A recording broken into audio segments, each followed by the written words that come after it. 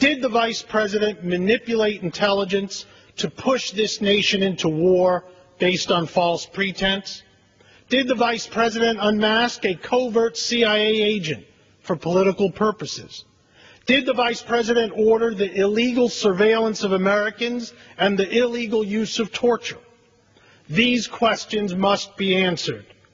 Just recently, former White House Press Secretary Scott McClellan revealed that the Vice President and his staff purposefully gave him false information to report to the American people, a clear obstruction of justice.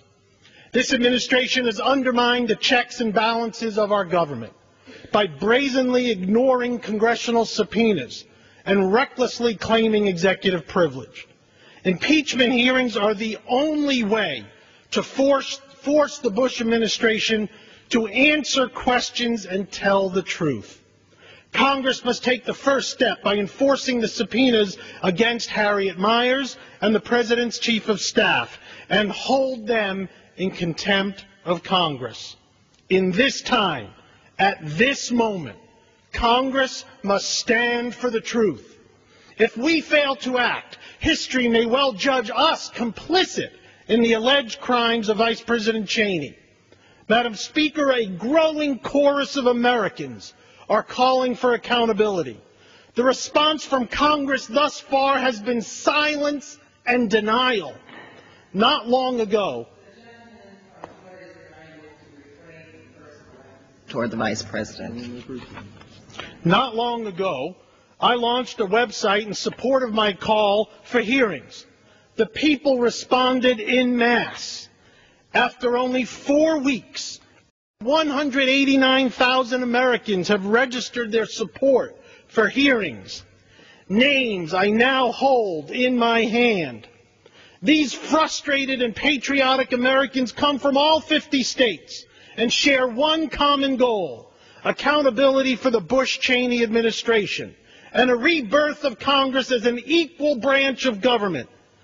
So many have been working on this cause before me. Groups like Democrats.com, AfterDowningstreet.org, Code Pink, ImpeachBush.org, Impeach for Peace, and others. All told, there have been well over 1 million signatures urging us to take action. Tomorrow, I will deliver these names to my colleagues on the Judiciary Committee with a letter to my friend Chairman Conyers calling for hearings. I will ask my colleagues to sign this letter. In addition, tomorrow, and continuing every day for months, I will publish in the Congressional Record several thousand names of supporters who signed up. History demands that we take action because the case against Vice President Cheney is far stronger than the illegalities surrounding Watergate.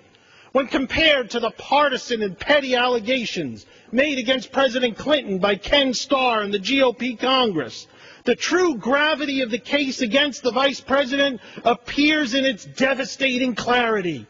In fact, in the history of our nation, we have never encountered a moment where the actions of a president or a vice president have more strongly demanded the use of the power of impeachment. I have heard the arguments that it's too late, that we have run out of time, and that we don't have the votes.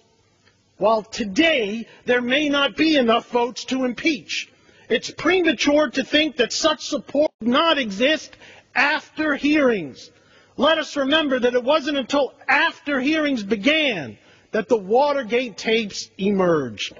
Who knows what facts will come forth when the full truth is told in this case? Arguing that it is too late signals to future administrations. Your time has expired. That in the waning months in office, they're immune from constitutional accountability. Hold hearings which will put the evidence on the table, and the evidence alone must determine the outcome. Thank you, Madam